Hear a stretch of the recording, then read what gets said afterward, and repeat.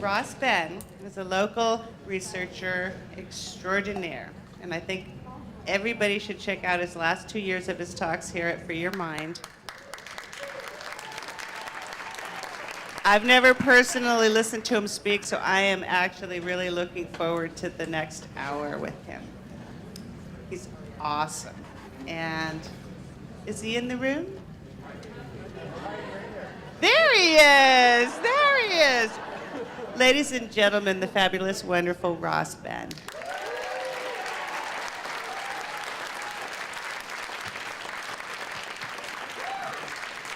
Yes, I. Rastafari, love and light to all. And give thanks for the appreciative love that I've been receiving. I'm honored, thankful, and do hope to continue to honor Father Time and his precious gift of the minute and the second. I do just want to quickly big up the angels, ancestors, elders that are with us, you know, because without their presence we wouldn't be. And I do want to big up my Royal Empress of 28 years, Mama Kim, who's with me tonight. She's the unseen force behind a lot of what I do. A lot of what I do, I wouldn't be able to do it without her by my side. It's been 28 years, so this is her, well, she did make it the first year, but she didn't make it last year. She's been at the full conference this year and loving it. I want to big her up.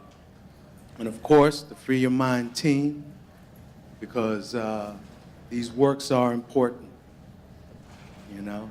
These works are important, so we got to continue that. And so I'm getting ready for this year. Inspiration wasn't coming. It was like slow, very slow coming.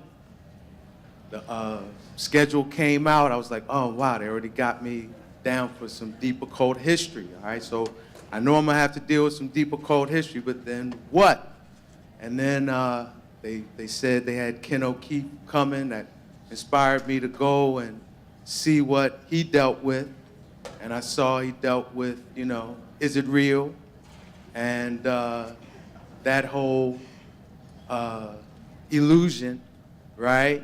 So I said, well, I think something that would be fitting is to look at the mystic Philadelphian roots of U.S.-Israeli relations. So that's what we're going to look at today. And, what'd I do?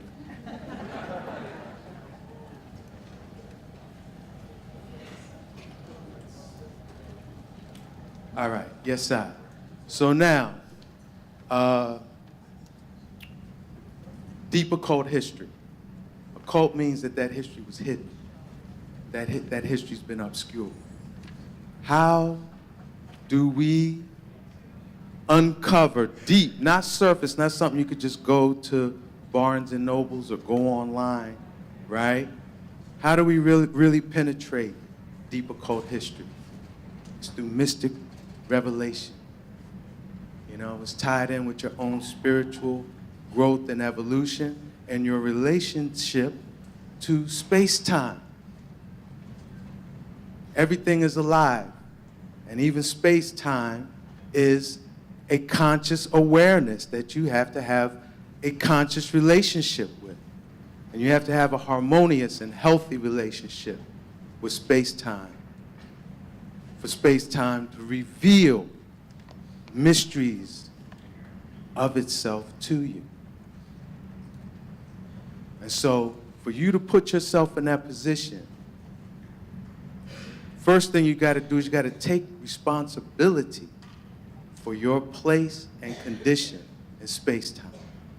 It's the first thing you got to do. Second thing you got to do, you can't claim to be a victim of someone else.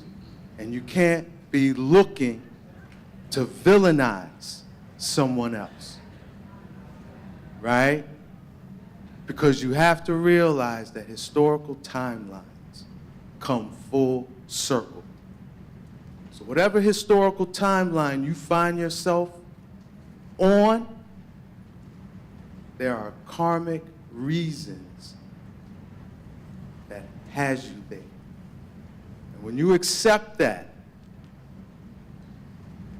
and are at peace with that, then space-time opens up its mysteries to you. And I want to, so I want us to keep that in mind, and I want us to keep one other thing in mind. Okay? Talk about being a magi. Meaning, we all have powers. We all have personal power, right? Yes. And a big part of life is unleashing or releasing, shining your personal power out through creation, right? Right. So when you're talking about magic, like I'm a magi, I want to, what I shine forth, what I release out into the omniverse is going to have a big influence. It's going to influence the collective mind of humanity and what timeline they end up on, right? You're dealing with the ultimate forms of magic, the most impactful levels of magic. The most impactful levels of magic is the control, manipulation, and determination of historical and prophetic timelines. Are y'all with me? Yes. All right, so I want you to keep that in mind as we proceed. Because for real, that's what Philadelphia is all about. Okay? Philadelphia was an act of magic designed to control, determine, and manipulate the outcome of certain historical and prophetic timelines. Specifically, the prophecies of Revelations chapter 3. We're going to get into it. But what the goal of birthing Philadelphia was all about. One, they wanted to resurrect the Roman Empire in such a way that the favorable prophecy of the Church of Philadelphia would be inverted and fall upon the empire. Okay? And they also birthed Philadelphia in such a way that they wanted to steal the prophetic birthright of the so-called lost tribes of Israel to advance Rome's crusade. Y'all with me? All right, so let's start with this one. Resurrecting the empire in such a way that the favorable prophecy of grace through the judgment would be inverted and fall upon the Roman Empire. And again, this comes out of Revelations chapter 3, verses 7 through 13, where if you're familiar with Revelations, there's a message to 7 churches, right? So out of the 7 churches, only one church receives a favorable prophecy, and that's the Church of Philadelphia. They are recognized as the congregation that kept the faith, okay? And we're not going to read all the verses, but I do want you to see this one that specifically affords the Church of Philadelphia that grace in what's called the hour of trial. Since you've kept my command to endure patiently, I will also keep you from the hour of trial that is going to come on the whole world to test the inhabitants of the earth. So again, we say if you're dealing with magic, right, you want to determine the outcome of prophetic timelines. Now, thing with prophecy is mysterious, because once those words were uttered, right, it's like it can't be like it doesn't happen. But maybe we can invert it, pervert it, convert it, right? That's what these magi's are doing, okay? In such a way that this prophecy would fall on Rome. And that's what this Philadelphia is all about, okay? Now, William Penn wasn't the brainchild of this. You want to research this further? You want to look into the Philadelphian Society, which was a Rosicrucian order out of London. 3 key figures: John Portage, Jane Lee, and William Markham. William Markham being the first governor of Penn's Woods. Okay? So these are the Rosicrucians who are the masterminds behind this manipulation of the prophecy and birthing Philadelphia, such that that favorable prophecy falls on Rome. So y'all can follow up with that. But also, we do want to say that this is the mystery of City Hall.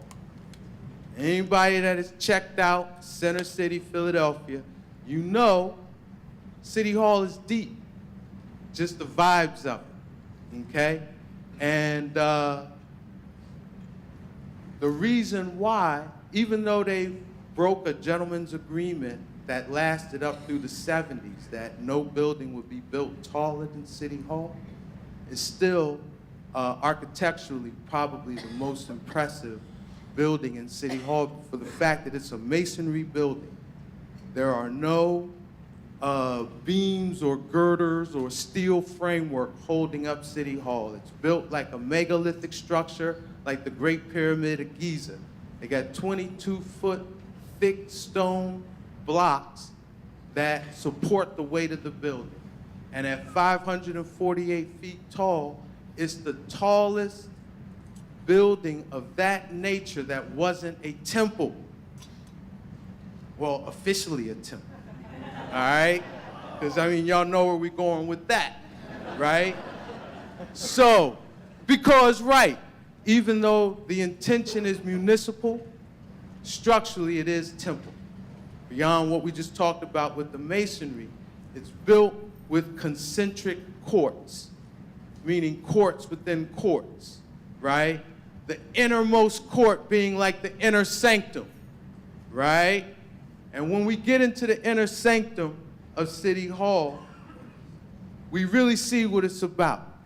It's really being about a Babylon mystery temple designed, because we know Rome is a resurrection of Babylon, right? We know that, right? All right, so this is a Babylon mystery temple enshrined and memorializing taking over the 4 corners of the earth with the 4 races of humanity. So who you see depicted are the Native Americans, the indigenous European, the African, and the Asian. And remember, we said this is a masonry building. The stones hold up the structure, the weight of the structures. And the way the 4 races are depicted, they're holding up who? William Penn, the resurrector of Rome, okay? And enshrined, written on City Hall is William Penn's prayer, where this mystery is encoded. And William Penn's prayer for Philadelphia says, "O Philadelphia, who was named before thou wert born." Remember we said Philadelphia society already conceived of this thing, right? "My soul prays to God for thee, that thou mayst stand in the day of trial, that thy children may be blessed and thy people saved by your power." So here they are memorializing the attempt to steal the prophecy of the grace through judgment for Rome. But what we really want to focus on as far as this U.S.-Israel relations is this idea that Philadelphia, and by extension, the United States, because Philadelphia is a resurrection of like the Republic of Rome. The United States is a resurrection of what? Empire. The Empire of Rome. Okay? So all of this is, you know, when we talk in Philadelphia, we got extended to the states, as you know, the U.S. government as well. So this thing was an act of magic to steal the birthright of God's favor from the so-called lost tribes of Israel to advance Rome's crusade. All right, y'all see that? Do y'all see what y'all looking at? Y'all don't see that? All right, we're going to get into it. All right, we're going to decipher this thing. Y'all don't see? Let me point it out a little bit for you. You don't see that you got this giant dude with a giant penis with an eagle standing on top of it? All right, so we're going to get into that.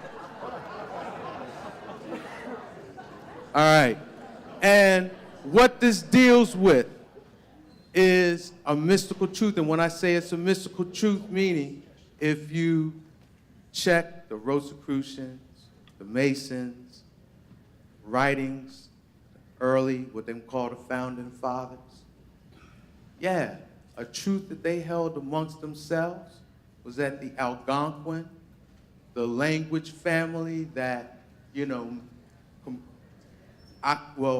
whose North America was much of their land, the Lenni Lenape of what is today called the Delaware Valley, right? But this was Shaksamoxon, and the Lenni Lenape were the grandfather clan of the Lenape, and this land was the indigenous capital. And all the forefathers knew that, but then as well knew that the Algonquin are the so-called lost 10 tribes of Israel. Johann Kelp, William Penn, Thomas Jefferson, George Washington, all of them reason on these things when you study their literature. And they had a contemporary scholar that informed them on a lot of that. His name was James Adair. In 1775, he wrote a book called The History of the American Indians, where he lays out a 23-point argument that shows that the Algonquin were the lost tribes. The way they divided themselves up into tribes, there was a 13. And we say, well, there was 12 tribes. But remember, Ephraim and Manasseh were counted as one tribe. Their worship of Jehovah, the way they dealt with angels, their sacrifices, their calendars, their language, their festivals, the way they cleaned and anointed themselves, their marriage customs, the fact that these were cities of refuge. Okay? This idea of give me your tired, your poor, your yearning masses looking to be free. This was a refugee society from long before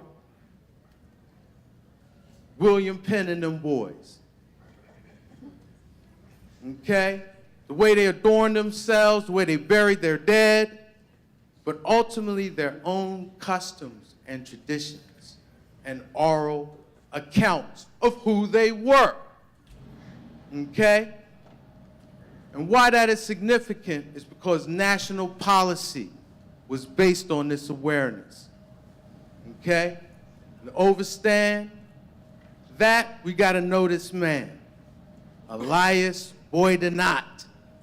Okay? He was born he's right here in Philadelphia. Okay? He was the 4th president of the Continental Congress, signer of the Declaration of Independence. You go and research him, he'll be listed as a forgotten father. I think it's intentional. Okay? Because when you know this man's legacy, it reveals maybe a little too much. Now, I told you my Empress always helps me out, right? So when I started researching this guy, I just was like, oh, Elias Boydonot, right? But then the Empress was like, Roz. I think that's a French name. And you got a habit of going to the Free Your Mind and mashing up some French. So you need to check that out. So you know what I did, and she was right. So really, his name is Boudinot, okay? Elias Boudinot, all right? So, but if I say boy do not, just because this was ingrained in my mind, all right? Just bear with me. But Boudinot, right? His family lived, his estate, family estate, would be in what we would probably call the Rose Hill Mound section of Philadelphia, which is, all right, so you know how Route 1 is right out here? Get on Route 1 South and take it down to Rising Sun Boulevard. Right before you get to Rising Sun, you're gonna see Boudinot Street, okay? And he was meaning his people were mound gritters, right? They posted up on the mounds. Rose Hill Cemetery, St. Ambrose Rectory are there today. Another interesting street in that area is Banks Way. We're going to talk about why that's significant. 1782, this man drafted and ratified the peace treaty with England. He was also appointed the first director of the U.S. Mint. These two events are connected, okay? But to bring it to home to what we're talking about, he wrote a book called A Star in the West, a humble attempt to discover the lost long 10 tribes of Israel, preparatory to their return to the beloved city, Jerusalem. All right? Do I need to say any more? That's the subtitle of the book. All right? But this is what he laid, and free PDF online. All right? Read it for yourself. Free PDF online. Boudinot advocated that the Algonquin were lost tribes and that this newly born country had an opportunity to unite these lost tribes with quote-unquote Jewish brethren, meaning the Ashkenazi. Both groups could then be united under a Christian banner and provide a salvation for all mankind. And with the providence, meaning the grace, the angelic, ancestral, natural, elemental earth protection that by birthright these lost tribes had, America would lead the way into the new millennium. So all this verbiage that we see coming to fruition, this man planted the seeds to this. And he said it was going to culminate with the Algonquin leading America into a new, rebuilt New Jerusalem. Okay? So, what is the Israeli state today? What is it that we see today? We see the near fulfillment of Elias Boudinot's attempt to manipulate a prophetic timeline. Okay? Are y'all with me? Yeah. And let me show you how, beyond just writing a book about it, he set things in motion in this nation that culminates with what we see today. Starting with this, he spearheaded and organized a group, an organization named the American Society for the Amelioration of the Condition of the Jews. This is the colonial forerunner to AIPAC today. Okay? So when you wonder how Benjamin Netanyahu can step before Congress, bypass the president, right? and address Congress directly. How was that? Isn't that a little out of order? Well, it's because their roots run deep. Okay? He wrote another book named The Age of Revelation, talking about today. The information age, the day when all things is going to be revealed. But this age of revelation is really the doctrinal foundation for what we would call American evangelicalism. Okay? These dogmatic, doctrinal perspectives that America has some important end-time prophecy mission, and that Christians should use Judaism against Islam to retake Jerusalem. These themes that we see in American evangelicalism today, right? How you got, like, it's kind of paradoxical. Why do you have these right-wing evangelicals supporting Israel? It does Israeli state. It doesn't add up unless you understand and read The Age of Revelation, free PDF online version. Okay? To make sure these teachings got spread nationwide, he helped found the American Bible Society in 1815 and was the first president. And out of all the things he did, he said this is what he was most proud of. This was his greatest achievement. The Age of Revelation and A Star in the West combined are the foundations of Mormonism, which is historically referred to as America's true religion. So a lot of doctrinal teachings we find in Mormonism, okay, that the Indians are Israelites, that Americans are Israelite, either by birth or by oath, that the Constitution is a divinely inspired document, and Mormons' obsession with tracing genealogy bloodlines. If you didn't know, the largest genealogy database in the planet is in Utah. Why? You wouldn't know unless you know Elias Boudinot.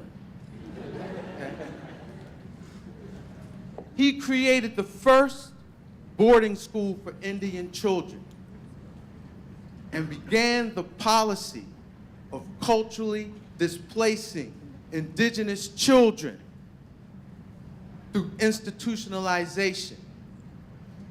The prototype, the ideal student was this man right here, Buck Watty, also known as Galagina Uwate. He was a Cherokee. This dude loved Elias Boudinot so much, he forsook his Cherokee name and renamed himself Elias. Now, I'd want to know what he called him. Was it Boudinot or Boudinoid? I mean, interesting to know how he said it. But he, so mind polluted, so, culturally displaced. He felt Cherokee displacement from their ancestral lands was inevitable and signed the Treaty of New Echota in 1835, which forced the Trail of Tears. The Cherokee displacement off their ancestral lands into Oklahoma.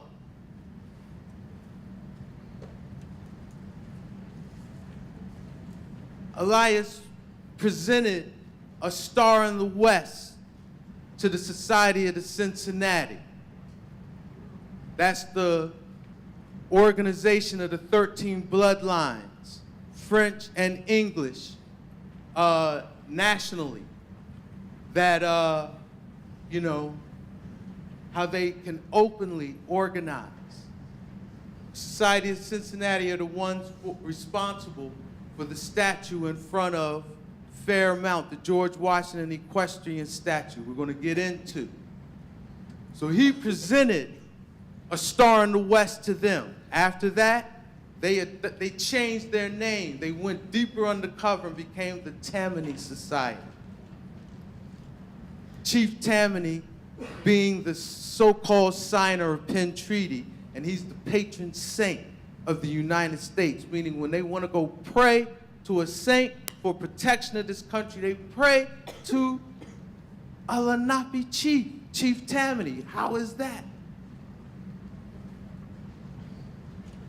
It's tied in with this deep occult history.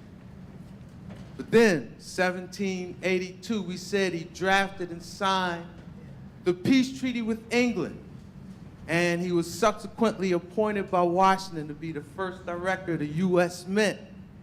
These two things are connected. Why? Because prior to the signing of this treaty, U.S. currency had no value on the global, in the global economy.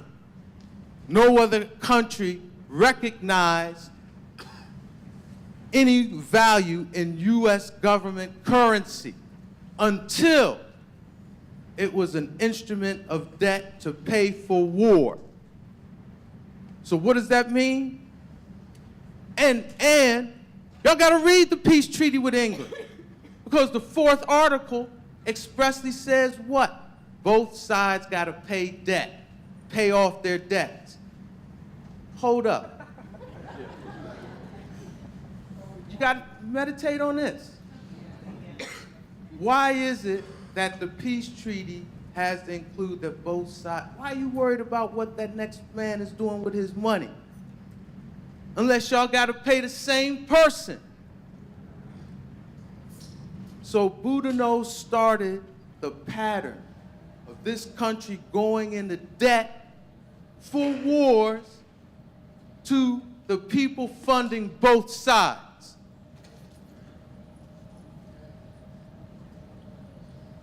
Y'all with me? Yes. All right, so now, all of this is memorialized in the city of Philadelphia.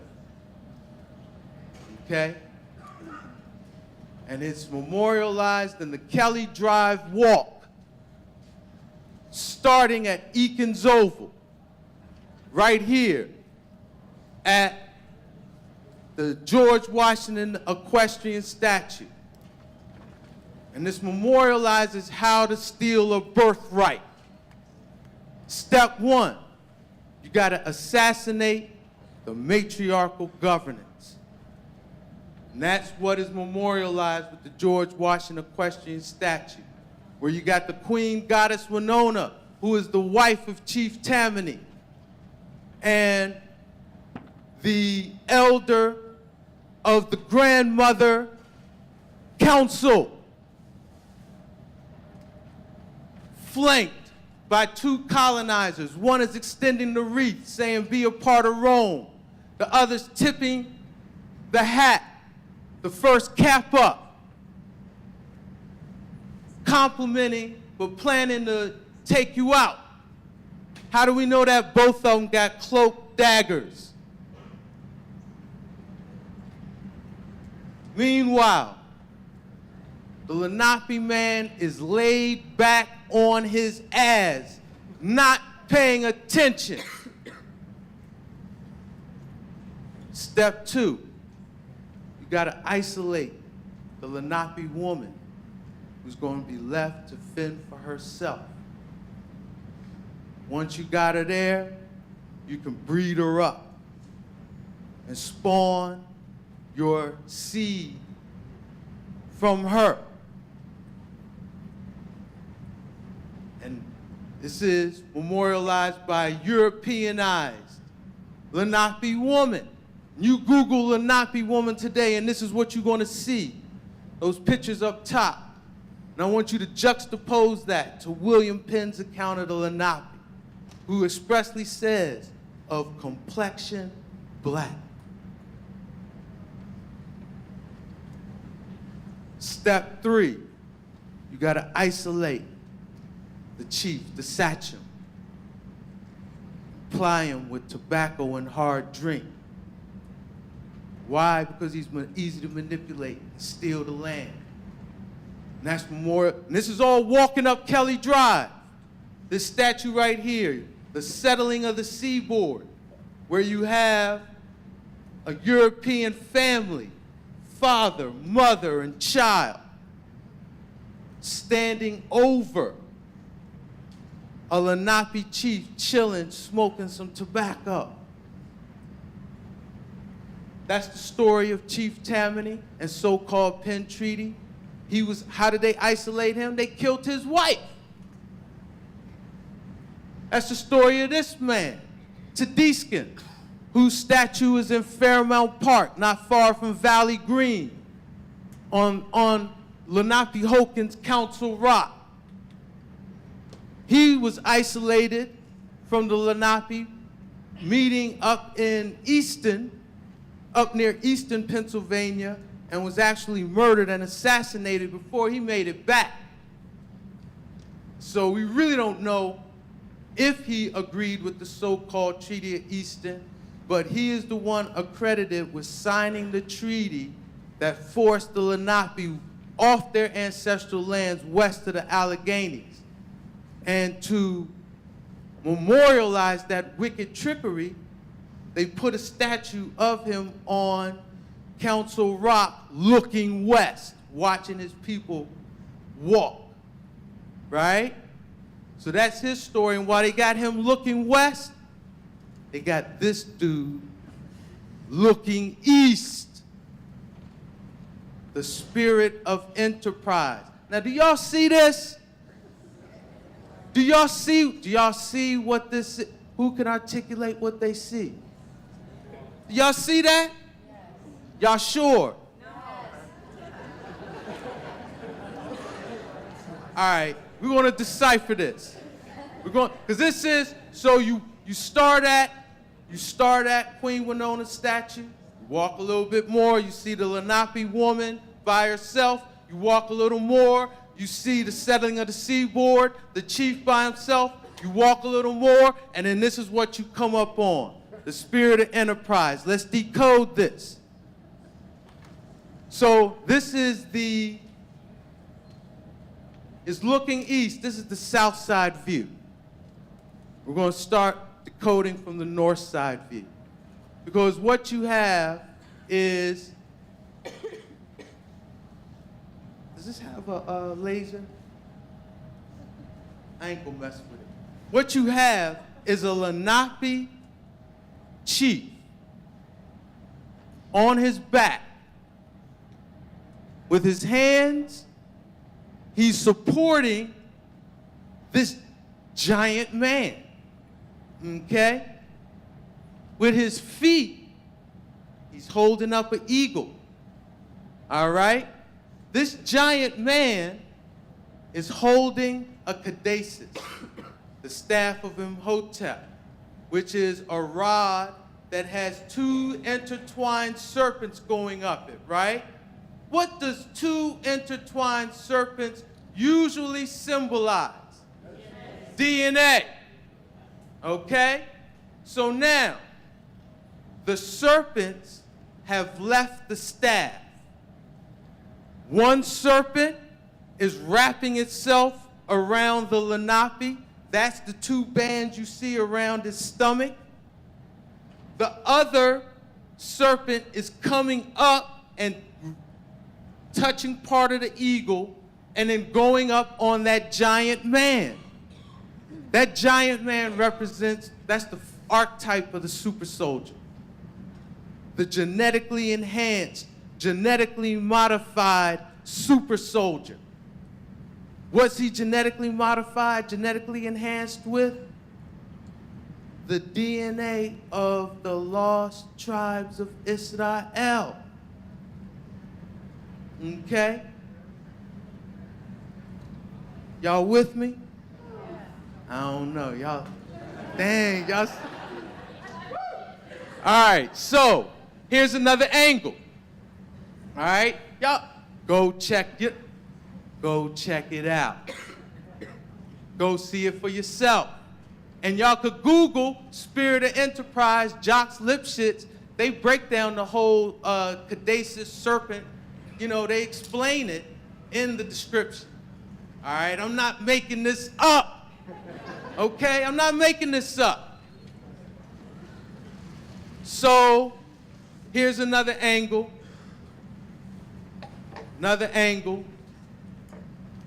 Thank you, good brother Tim Smith. Helped me get some of these images. All right, here's a close-up where you can really see it's a lot Lenape. You see he's got locks, right? You see his face. You see he's wearing like an apron, right? His feet, okay? But now, when you look at it from, there's the close-up of the caduceus without the serpents, okay? But now, when you look at it from that was the north side. When you look at it from the south side, the Lenape loses his identity.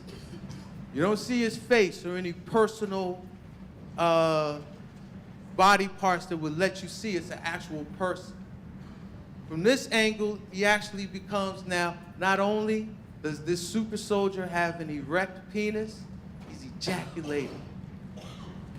And his hair has become the seed coursing through the man's penis, okay?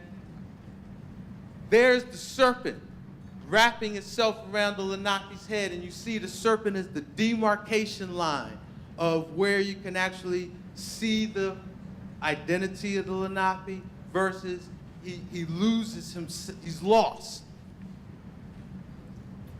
Okay? He's just seed.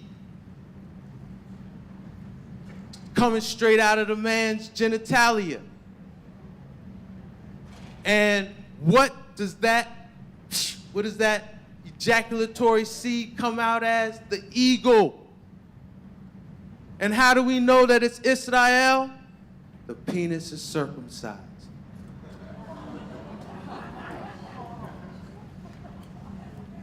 The penis is circumcised. Yeah, I'm not making this up.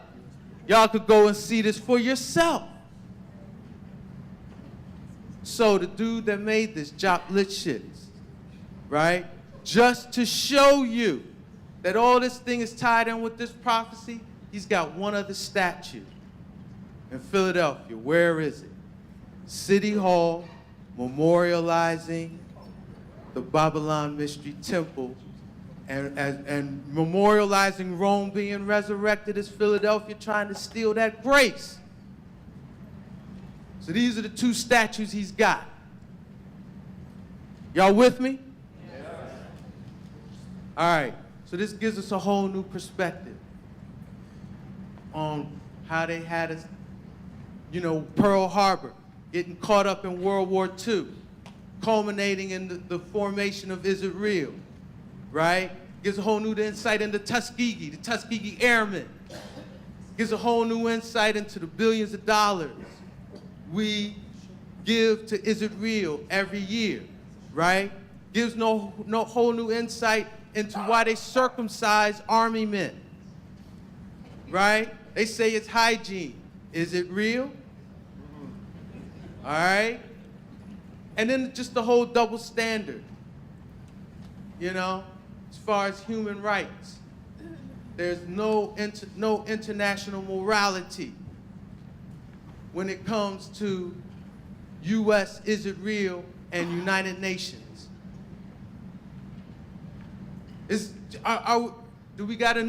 Do now we have a new insight on this? Yeah. The mystic Philadelphia roots of all of this?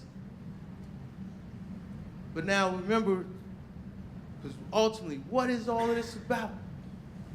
What is all of this about? It's more than just advancing Rome. Rome wants Jerusalem, but it is bigger than that. Because ultimately, what they are trying to do is control, determine, and manipulate the outcome of prophetic timelines. And again, last year, Stephen Stars, he talked on this. He talked about that there were 3 groups all conspiring to, take over Jerusalem. But not only take over Jerusalem, but to build a temple. There's something about building this temple in Jerusalem. They can't just take it over, but then they got to build this temple. And the three groups that want this temple built: the political Zionist Jews, Freemasons, Vatican, and the Jesuits. We all know that, right? Had nothing new. But he also says something up with Satan in this. That somehow Satan, and Satan being able to take over and reign and rule on this world, has something to do with them building a temple in Jerusalem. Right? Well, it's all about manipulating this prophetic timeline. Because in this same prophecy to the church of Philadelphia, verse 12, it says, the one who is victorious, the one that when this whole thing is done, you stand in giving thanks. Right? The one who is victorious is going to be made a pillar in the temple of the New Jerusalem. Okay? So they are attempting, remember, you can't stop a prophetic timeline. That thing has been set in motion from the words, the prophecies was uttered. You can't stop it, but maybe you can manipulate it, alter it, change it, right? And out of all the prophecies in the Bible, this is the one they want to change the most. Why? Because the New Jerusalem represents the end game of biblical prophecy. The New Jerusalem, in the New Jerusalem, Eden is restored. Humanity once again has their direct and personal relationship with nature.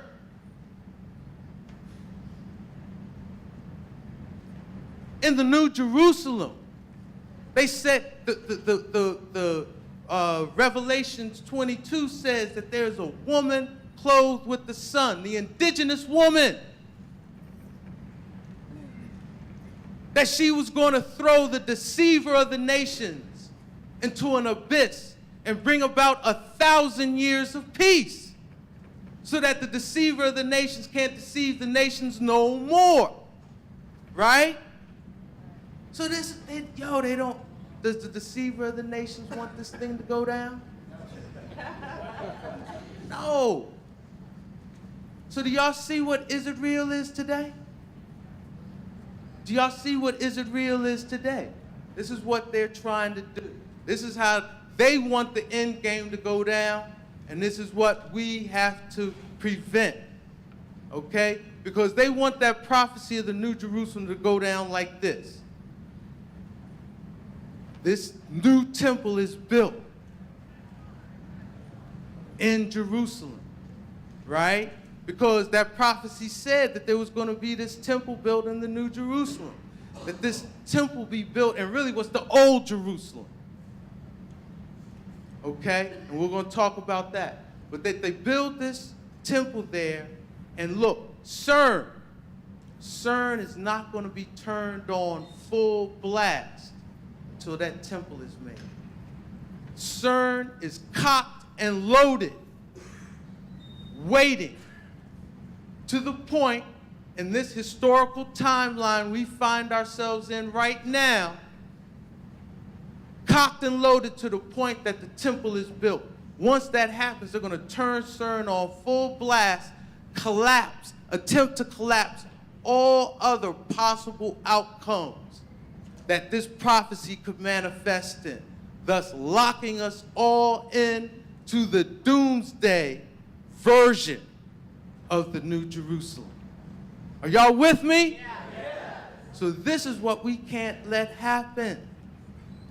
This is what we cannot allow CERN to be online and the temple be rebuilt in the same timeline. If that happens, if you find yourself on the timeline where CERN is on and functional, and I've been hearing a lot of different stuff like, oh, it blew up or what, I don't know.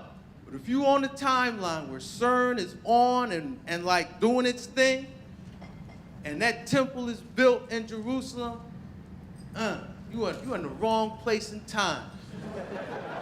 And I guess you got to take responsibility for it, right? And that's what I'm saying. That's what we can't let happen. Are y'all with me? Yeah. So, here's some ways. I'm wrapping it up, brother. How's my time? All right, I guess. 5 minutes. Oh, all right. 10 minutes. I got you. All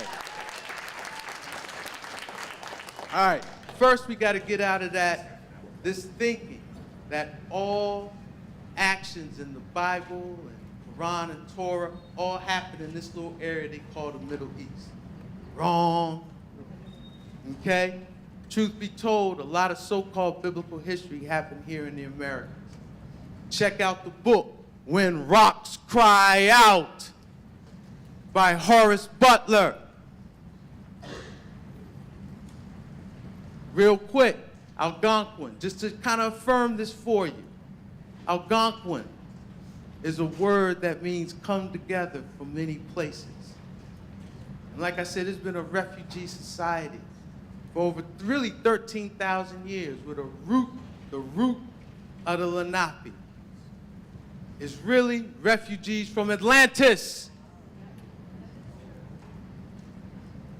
Around 1700 to 1550 BC, you had a large migration from what you would call the old world.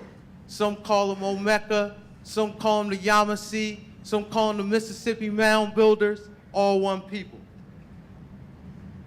These are, biblically, these were the Israelites that wandered in the wilderness. This was the wilderness. Johann Kelp talks about this.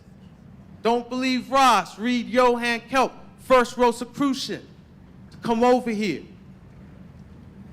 Name of his order was the Society of the Woman in the Wilderness. Okay? But this was the wilderness that Moses supposedly wandered for 40 years in. And his remnant seed of that is the Yamasee or the Olmeca, Mississippi Mound Builders.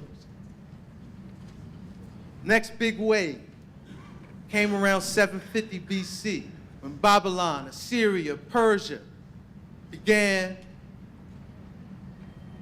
invading what is today Palestine and Egypt. At this point, there was the divided kingdom. You had the 10 tribes to the north, Benjamin and Judah to the south.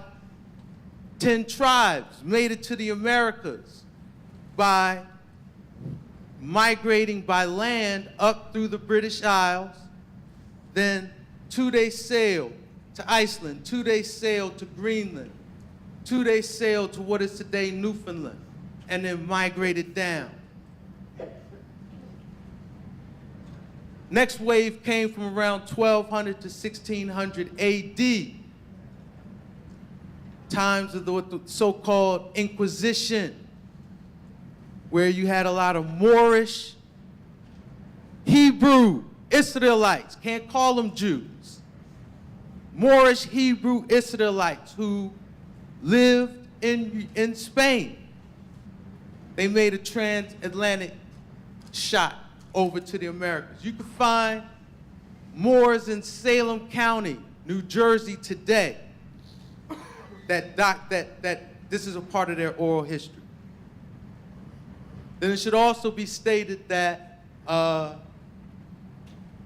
during what's so-called the Ma'afa, the transatlantic enslavement, a lot of Benjamin and Judah was brought over from Africa, West Africa, as well as the tribe of Dan, the Tuatha Danann, a lot of the indigenous Celts of the British Isles, tribe of Dan. A lot of them were brought over. So that explains why you had Celtic bondage. But because they made the divide, they made that racial divide. There's even been a schism between these tribes, right? Part of the Ma'afa. So, yeah, I share this. You know, I told y'all the perspective I got these mystical revelations from. I take responsibility for my condition and my place in space-time, okay? I'm not no victim. I ain't saying nobody's no villain, because I do recognize historic timelines come full circle. And we need this perspective to really know who these cats are. Who are these cats? All right. Biblically, they are the children of Ashkenaz, but historically, we would say they are Slavic Goths or Gothic Slavs. Okay? Why is that important? Who defeated Rome in 476? The Goths. Okay? When the Holy Roman Empire was resurrected in the 1100s, Rome reconquered the Goths and gave them the ethnic identity of Slavs, slaves. And who resurrected Rome and empowered Rome to do that? Moorish Judeo-Christians, specifically the Theban legions of Saint Maurice, who seeded the German blackamoors, the houses of Schwarzenegger. What does Schwarzenegger mean? Black nigger, black nigger. Schwarzkopf, blackhead, okay? These were the blackamoors, Christian by faith, Israelite by bloodline. They empowered Rome because Rome had vengeance on the Goths, because the Goths defeated classical Rome. They used the Black Madonna. Same way Rome uses white Jesus against Africans today.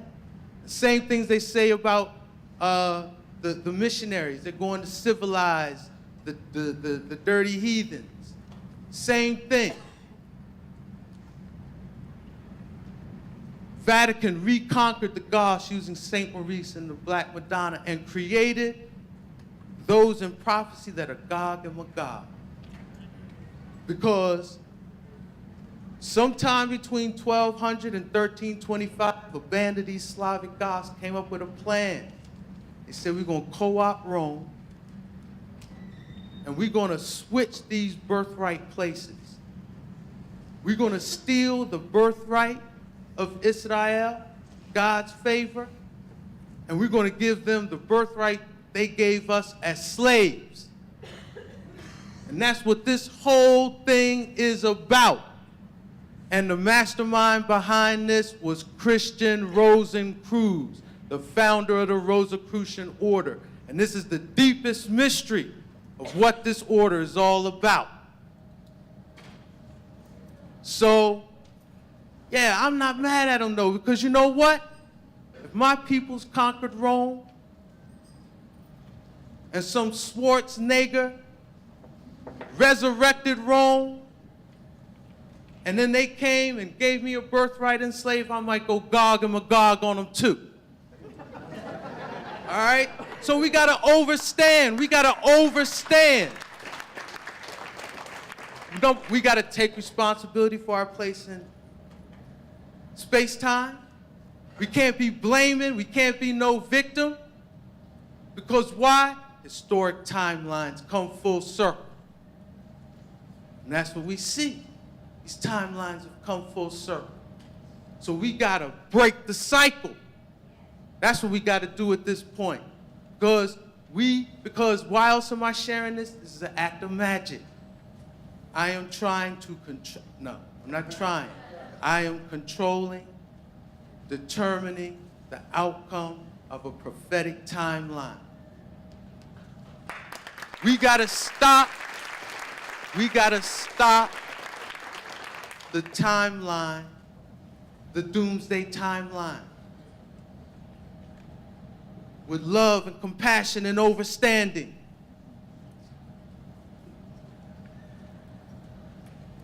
This is the prophecy we want to see fulfilled. Verse 9 of the prophecy of the Church of Philadelphia. I will make those who are the synagogue of Satan, who claim to be Jews though are not but are liars. I will make them come and fall down at your feet and acknowledge that I have loved you. I am coming soon. Hold on to what you have so no one will take your crown. Yes, I, Rastafari, give thanks and praise.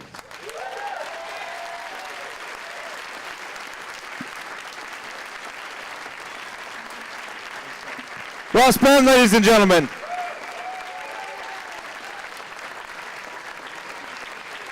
Yeah.